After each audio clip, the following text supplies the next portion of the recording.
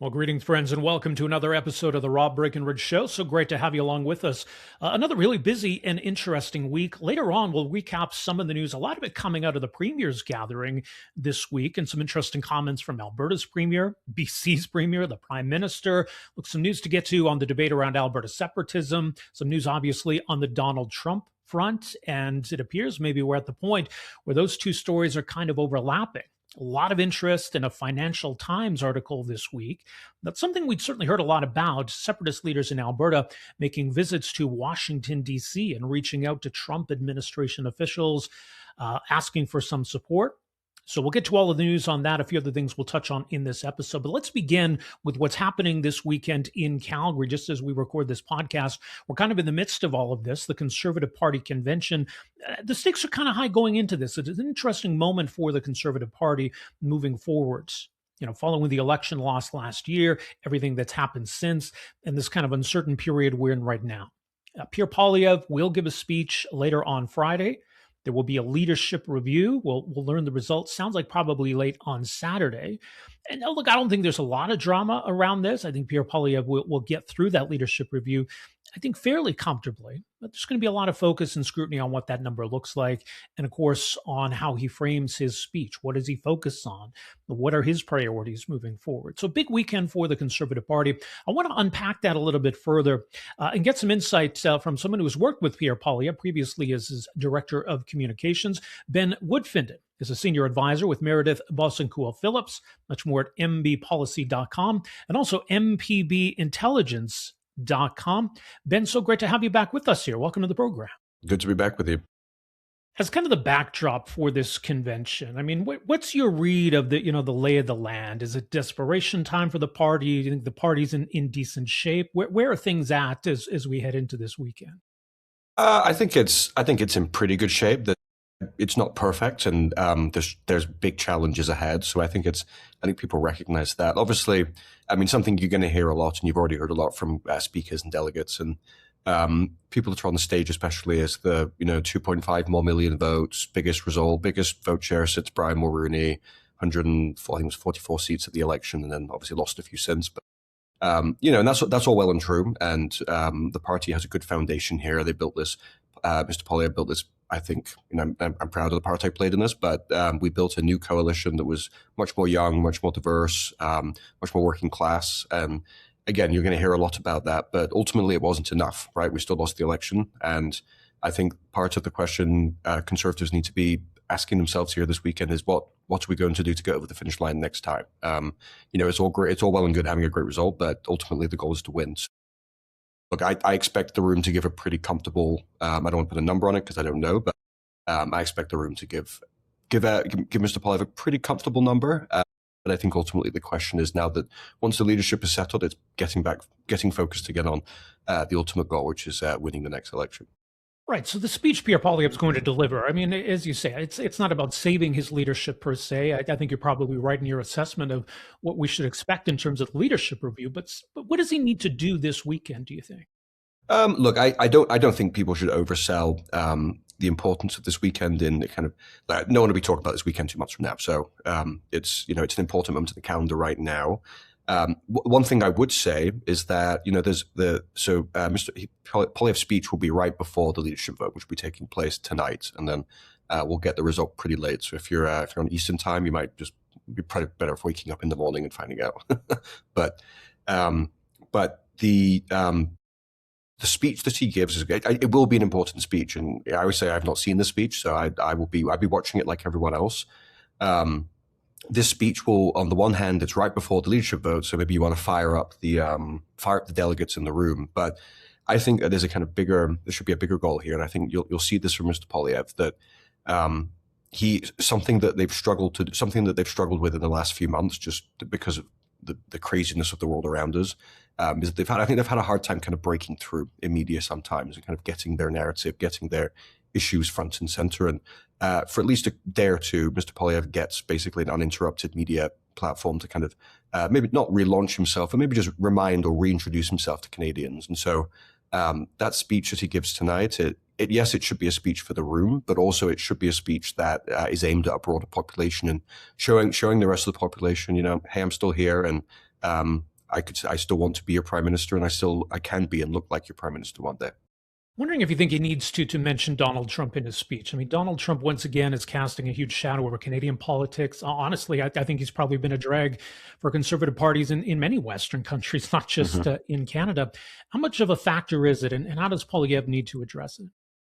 Yeah, well, in the British press, they've started. I know I've been noticing in the last few weeks, but they've started using the term the Poilievre, like turning it into a verb, to describe this kind of Trump effect on basically dragging down conservative parties elsewhere. It happened here, happened in Australia. It's happening in Denmark right now. It might happen in the UK to Nigel Farage as well very soon. But yeah, look, I don't know that he can avoid the elephant in the room, which is Trump, right?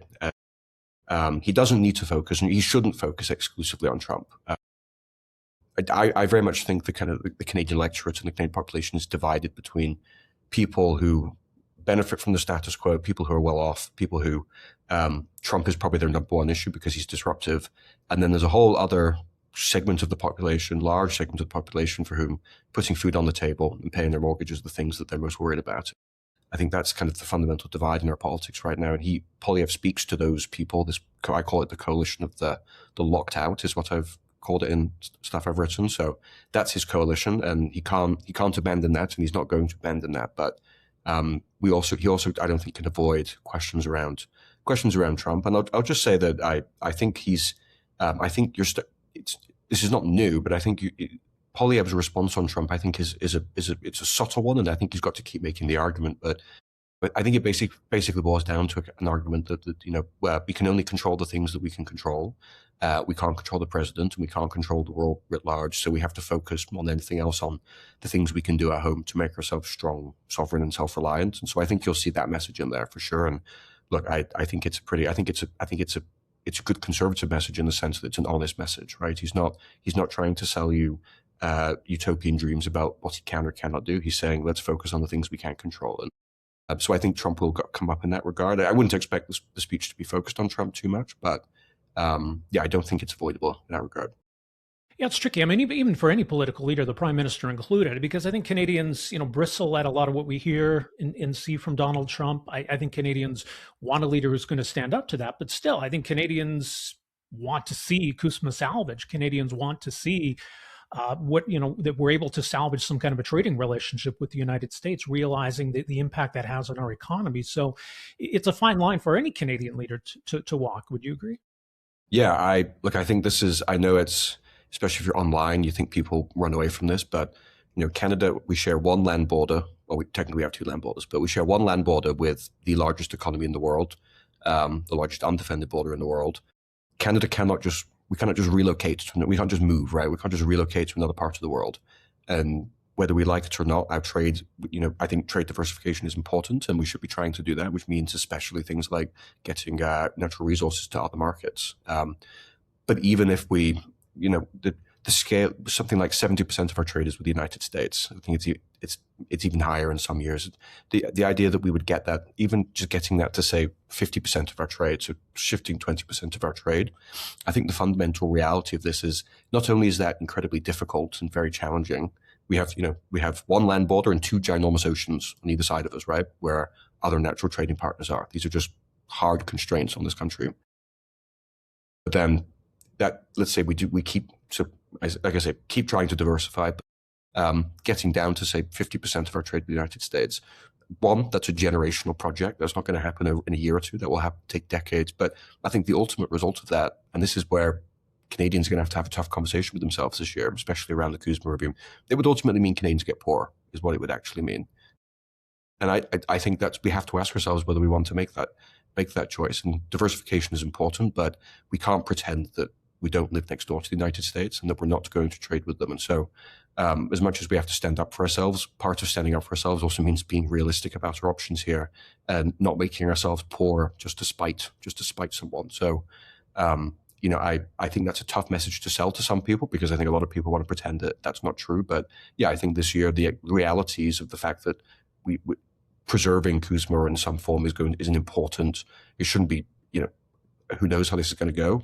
But it has to be a priority for us. Yeah.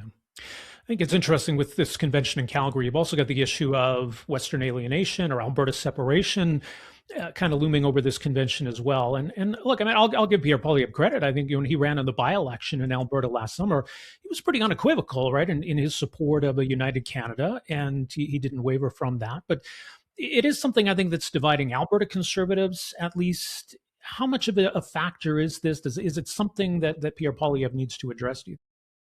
I don't know if he needs to directly address it in his. I think he could. And look, I think he is committed to United Canada. And there's any doubt, and he's been quite clear and quite outspoken on that. And look, I think he wants to be actually, as much as his critics cast him as a divider, I actually think he wants to be a unifier, and he wants to bring people together. So, yeah, I think you could see some of that from him. My own sense of this, I'm saying this as a classic kind of Eastern Canadian. I live in Ontario. Take it with a grain of salt, but my sense is this movement does have some legs, and polling still shows it's a minority. That doesn't mean don't discount it completely. We've seen before polls can change, and look, I think there's a world where if there was a referendum, I worry that there'd be a lot of people that would maybe not be separatist, but would kind of vote to leave in kind of a protest vote, and that's how 20% becomes 40% very quickly, right? So I think this movement has real legs, and I think if it gets some serious leaders, I think it has real legs. And I think not just conservative politicians, but I think every political party in this country needs to be taking it seriously. And that means also listening to the concerns of Albertans and their frustrations. And look, I think to his credit, I say this as a conservative, but I think the Prime Minister is. I think I think this does concern him, and he is trying to make efforts to deal with this. Look, I want political parties that put the country first. So if I see the Liberals doing that, I will praise them for it, and I think they are. I think it's a real thing, and I think all politicians need to think seriously about how to address it. Yeah. I want to touch on your piece in the Globe and Mail this week, and it sort of speaks to the question of who Pierre Poilievre is and what he represents. I mean, he obviously hasn't had a chance to govern yet, but he's been around long enough that I think we can establish who he is, his philosophy, and maybe where he's taken the Conservative Party. In a nutshell, what is Poilievre conservatism? I think I think my argument in this piece that I've been chewing on for a while. Sorry, get my words mixed up here, but is that in order to understand Poilievre, you have to understand him in the context of the broader kind of realignments that have been taking place in not just in Canada but all over the world, and especially on the right in conservative politics in the last decade or so. And you'll hear lots of talk of these kind of left behind voters, these kind of blue collar working class voters that have shifted to the right. This really kind of starts with Brexit and Trump in 2016. This kind of realignment has been going on everywhere, not just in English-speaking countries, but other countries too. And I think part of what you have to do is understand Mr. Poilievre in that broader kind of realignment. But I think the genius or the success of what Poilievre has done, and what his brand of conservatism ultimately is about, is he's built a kind of realignment coalition.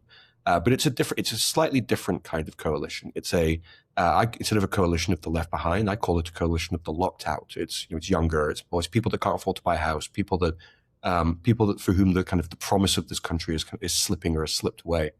And it's a left behind coalition, but it's a different kind of, it's a unique coalition. And ideologically, I think part of his unique kind of success is as much as he gets branded as this kind of, by his critics, as this kind of populist firebrand, the actual substance of his politics is very similar to the kind of conservatism, for the most part, you would have seen under Harper, under Reagan, even under Thatcher. It's a small government, lower taxes, less red tape. He's reforged it to fit this new coalition. He talks more about things like the gatekeepers and stuff like that. But ultimately, he's built this kind of realignment coalition without abandoning the kind of older, kind of conservative worldview and philosophy and ideology. And you can love or you can, and unlike some conservatives elsewhere who've embraced quite different approaches to governing or to politics. If you listen to Poilievre's speeches, it's not just a kind of narrow ideological worldview. He's actually, and I can confirm this, he's a history guy. He likes his history. He likes his if you go through the record of the House of Commons, he frequently talks about things like Magna Carta, the reason the House of Commons have green floors because of the pastures at Runnymede, where Magna Carta, where the king was forced to sign. It's kind of the mythical interpretation of history, but where the king was forced to sign Magna Carta. He talks about kind of British liberty. He cites Laurier frequently. Canada is free, and freedom is its nationality. He's underneath the kind of the surface level politics. There is a kind of substantive, I'd call it kind of almost like a classical liberal kind of worldview. I think his success has been building this and bringing this together. I ultimately think it can. There's a path for him, and it can get over the finish line, and this can become a governing philosophy, not just a philosophy of opposition. But I think regardless of whether Pierre Poilievre ever becomes prime minister or not, I think he's left this kind of indelible mark on Canadian conservatism. Yes, you mentioned the word or the term populism, which I think has become kind of a loaded word in a lot of ways. Mm-hmm. And when people describe Pierre Poilievre as a populist, often that means, he's angry or narrow in his views or intolerant somehow. I think that the words almost come to mean that. And I suppose any of these terms are kind of, subjective in that sense.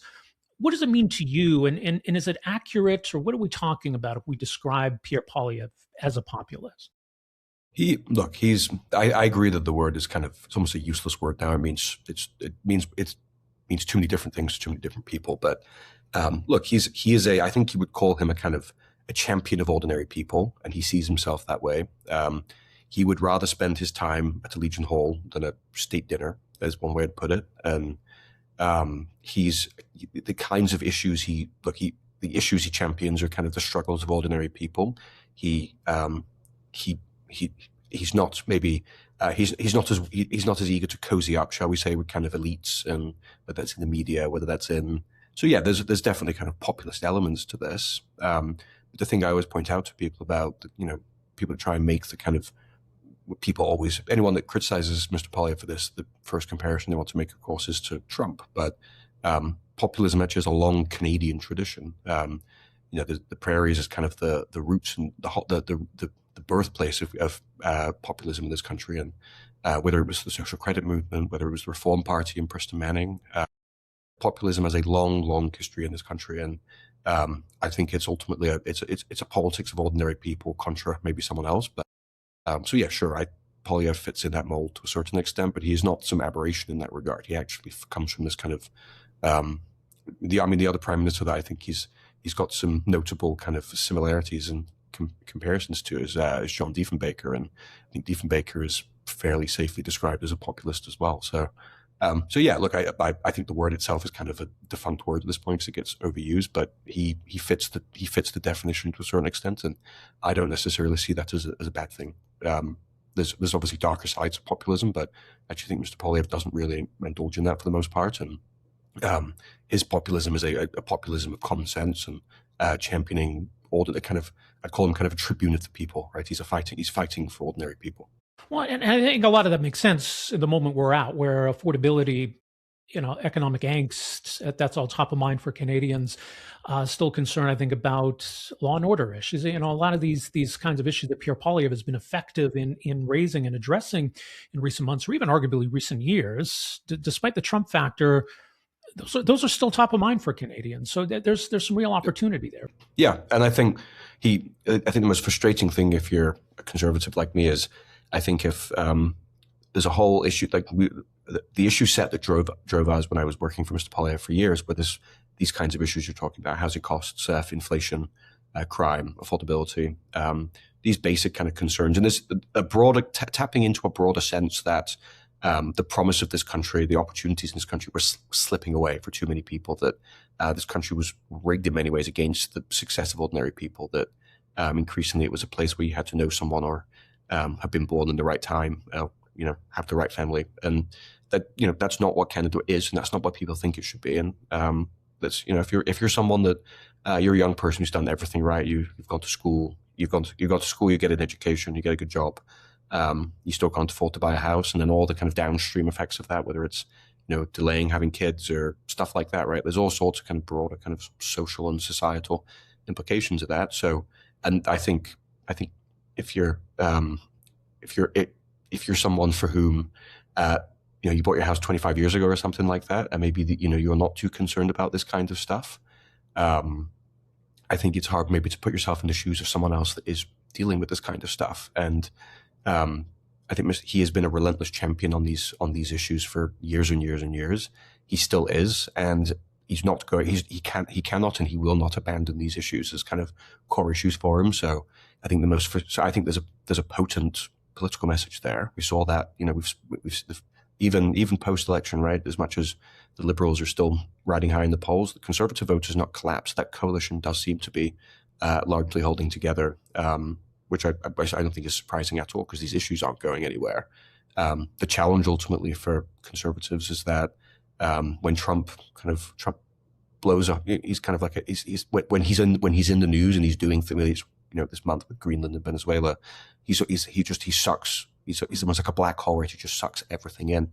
And ultimately, I don't think the Conservatives will get to control the timing of the next election. And if the next election is about Trump and Trump is doing his thing during the election, that will make it an uphill battle for the Conservatives. But if he fades and he's just maybe not as dominant in the news, I think the other issues that we were talking about just now become the most potent issues again.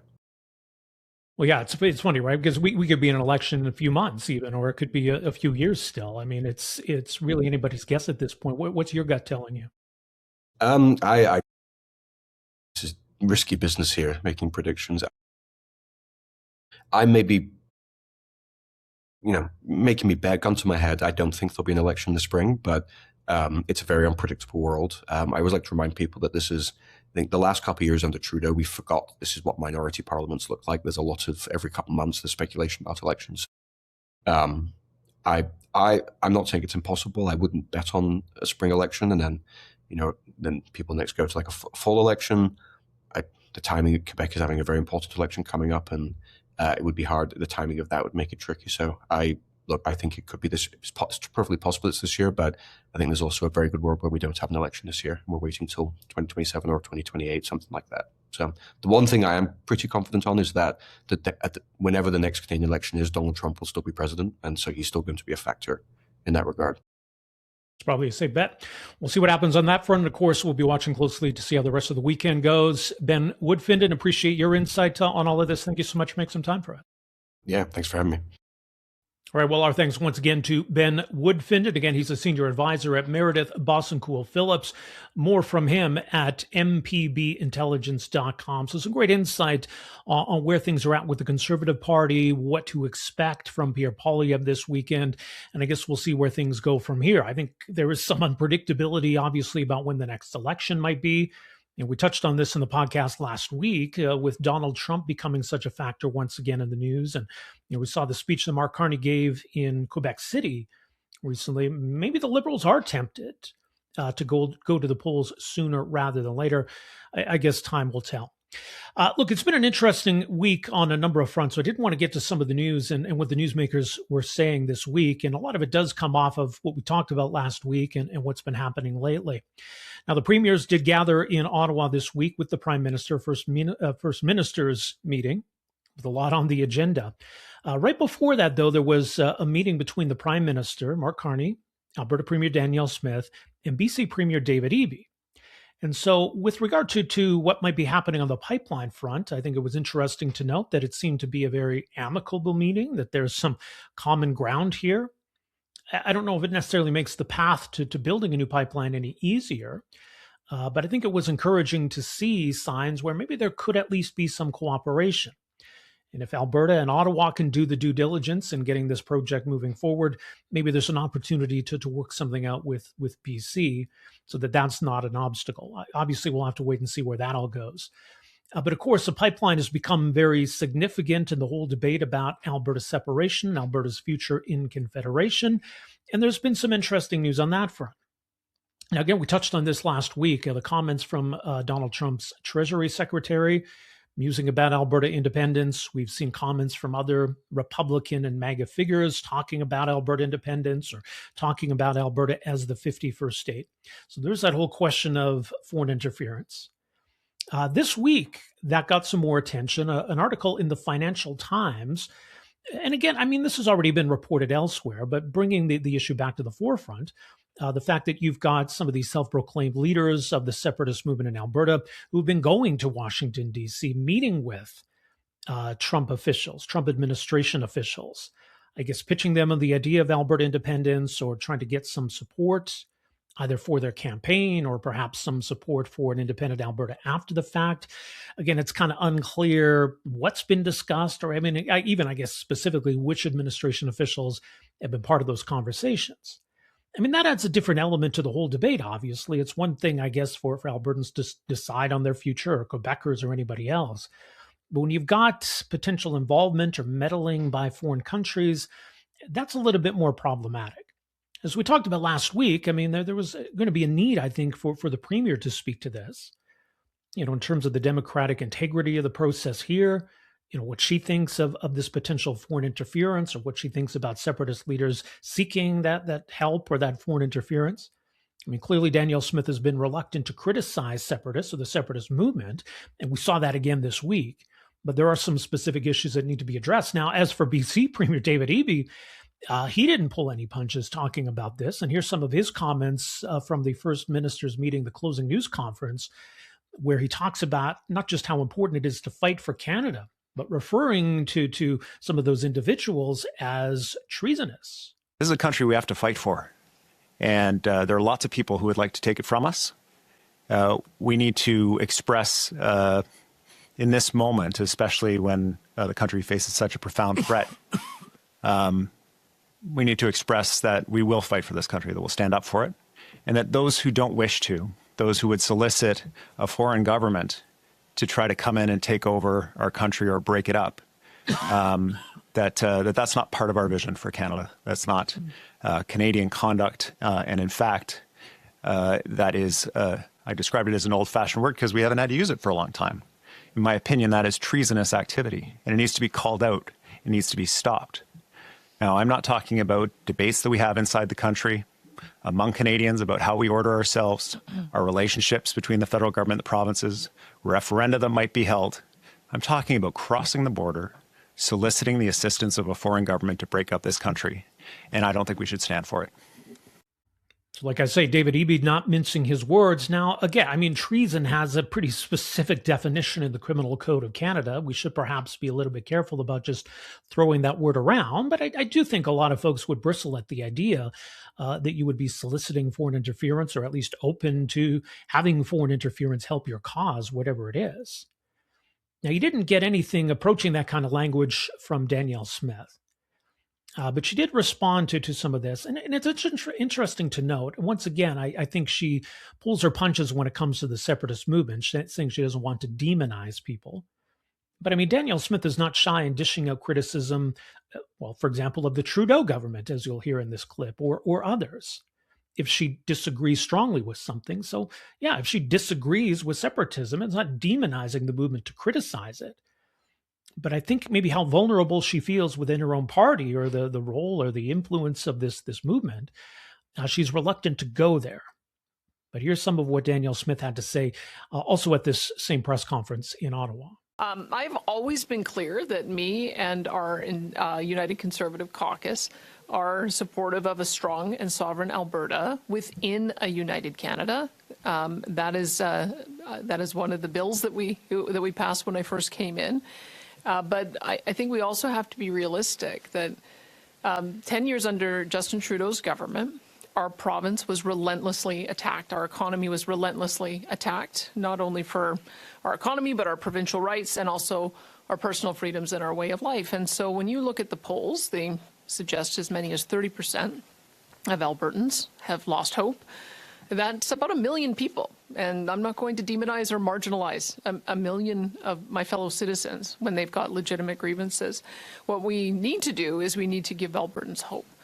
We need to show them, not just tell them, not just words, but with actions, that Canada can work. And that's what I've been doing. That's why I signed an agreement with the Prime Minister in November so that we could work in common cause on correcting some of the mistakes, I would say, of the Trudeau government. And it's why we participate in these kinds of First Ministers' conferences, so that we can find the things that we agree on and work together for that, for the betterment of the country. And I think this is a very powerful table that has been able to do that for the last 3 years that I've been on it. And I'm honored and delighted to be here. Okay. So look, again, I think it would be easy enough for Danielle Smith to criticize the idea of separation if she opposes it. She's reluctant to do so. Some of what she's saying does make sense at the same time. The idea of trying to show Albertans that Canada can work, trying to sell hope, trying to accomplish things. And we saw a poll recently suggesting, too, that, for a lot of those who are sympathetic to the idea of separatism, they're prepared to stick with Canada if Alberta had maybe a little more sovereignty within Canada, a little more autonomy within Canada, had more say in certain areas. That maybe there's not so much a desire to leave as there is to just have more say over our own destiny. So something else that Danielle Smith touches on there, right? The idea of a strong sovereign Alberta within a united Canada. So that's got some merits, and I think that's a good selling point in Alberta. And if there's progress, certainly on a major project like a pipeline, I think that will go a long way in affecting the debate or perceptions around this as well. Now, the Premier did eventually touch on the whole idea of foreign interference and how she feels about Americans commenting on or meddling on the situation here. The Prime Minister did as well. So let me play for you the response from both Premier Danielle Smith and Prime Minister Mark Carney when asked about this specific issue at that press conference. With respect, Prime Minister, if you could answer the question on how you view the actions of the U.S. administration here. But for my second question, for Premier Smith, Premier Ford called on you this morning to denounce the separatist movement. I understand you said you don't want to demonize anyone, but they are seeking the help of the United States government. So what's your response to that? And Prime Minister, if you could please answer the question. Well, I would expect that the U.S. administration would respect Canadian sovereignty and that they would confine their discussion about Alberta's democratic process to Albertans and to Canadians. And I will raise that with my delegate in Washington so he can raise it with members of the administration. And I will raise it with my delegate in Ottawa so he can raise it with the U.S. ambassador. I fully associate myself with Premier Smith's comments just then. I expect the U.S. administration to respect Canadian sovereignty. I'm always clear in my conversation with President Trump to that effect, and then move on to what we can do together. Thank you. Next question. Okay, and one last clip here from the Prime Minister and Alberta's Premier.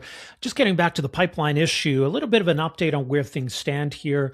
The timeline, as the Premier has talked about, is to have some kind of an application ready to go by June, and then hopefully a decision from the federal government later in the year. Right, so the MOU sort of lays out the steps that need to be taken to get there. So we'll see in the next few months where all of this goes. So a little bit of an update on some of that. It was interesting, too, and the Premier talking about a little more in the way of specifics as to a potential route for this pipeline. For example, ruling out that any new pipeline would go to Kitimat, BC, which was viewed in the past as a potential destination for a pipeline. So a little bit of a longer answer here as both the Premier and the Prime Minister commenting on where things stand there. With respect to a route, and under the MOU, a bitumen pipeline to Asian markets is the way it's described, and therefore the specific routes are not outlined. Of course, work is being done to explore the feasibility of various routes, and there are many factors that affect the feasibility, starting with Indigenous support, as well as technical and economic considerations. So, Premier, I'll pass. I would say that when we look at the impact of the Trans Mountain Pipeline, it has narrowed the differential, which increases revenues not only for us, but also for the federal government, because they get corporate income taxes, and of course all the personal income taxes that come from the workers who have jobs as a result of that extra production. When we began with Trans Mountain, I think the expectation was most of it would go to the United States. In fact, 90% is now going to Asia.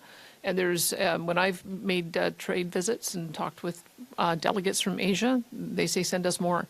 And so if the pipeline is already at capacity, I'm grateful that Premier Eby has spoken about expanding the Trans Mountain Pipeline. I think that if we could move at pace on that, I think that would be one of the pressure release valves.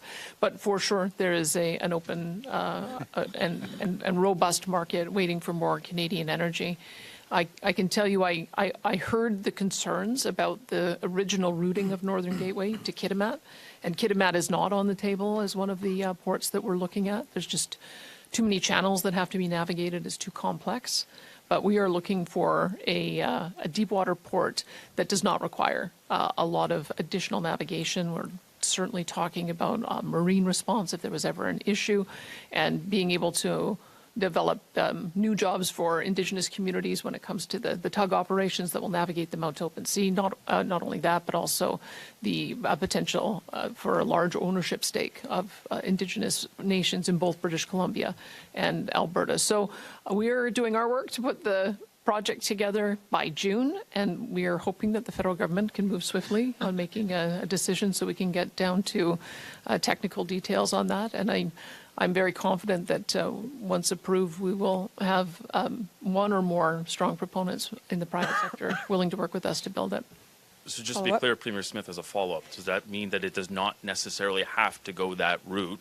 And if Premier Eby would like to weigh in as well. Well, think about the alternatives, I guess. And some of the alternatives are already emerging. Enbridge is expanding its main line, 400,000 barrels. You've got South Bow, which is looking at the old Keystone assets and partnering with an American company to build something in the order of 500,000 or more. There are other projects about moving more to the United States, but I think it kind of misses the point of the exercise.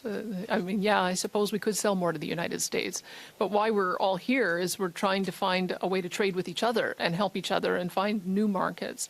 The Prime Minister has said, let's try to double our foreign exports. And yes, we're going to continue to work with the Americans and continue to find ways to expand our production. But to find new markets, you have to go through different routes. So that's one. There's also a very interesting potential proposal for oil by rail that would go off the East Coast that we're looking at as well, and that would give us access to European markets. My view, and I know that Premier Canoe would love to talk about Churchill. I won't steal any of his thunder. I hope you do a follow-up on that. But I'd be very interested in talking to him and the Indigenous corporation he created about whether there's an opportunity out of Churchill as well. So my view is north. Oh, and I actually talked to Premier Simpson about the potential to go up north also. So north, south, east, west, we're willing to go in every direction. Okay, so a lot to digest there from the First Minister's meeting in Ottawa this week, and a lot of really relevant and important topics as far as Albertans are concerned about the debate around Alberta's future in Confederation and any potential foreign meddling there. Now, look, I think the Alberta government does need to add a little bit more clarity as to what the plan is here. I mean, we already had one petition, the petition from the Forever Canadian group, succeed. The government kind of went out of its way to make sure the separatists could still go ahead with their petition. So what does it mean if there's two successful petitions? Which question would be on the ballot? Is the plan then still to allow a referendum? If so, when? If so, what does that look like? What else might be on the ballot? Are we going to see other questions put to a referendum? Is there any possibility of an election, a provincial election this year? So all of that, some clarity would be valuable. And as we talked about, there's still the potential, who knows, maybe a federal election this year. But hopefully, regardless of all of that, we continue to see some progress on this MOU and the idea of building a new export pipeline to the West Coast. And I just think with everything going on economically, the situation with Trump and the U.S., it makes a lot of sense. And maybe, hopefully, coming out of that minister's meeting or the meeting with Eby and Smith and Carney, there's a path forward here. And of course, we'll see what happens this weekend at the Conservative Convention. Pierre Poilievre's big speech Friday night. We'll learn Saturday the leadership review, what that looks like and what it means for the Conservatives moving forward. So a lot more still to come this weekend. Much more at our website, robbreakenridge.ca. Thank you so much for joining us here on The Rob Breakenridge Show. Have yourselves a fantastic weekend, and we will talk to you next week. Take care. Hey, folks, thanks for watching and listening. You can find us at robbreakenridge.ca. Also, make sure you hit that subscribe button below and stay connected with The Rob Breakenridge Show.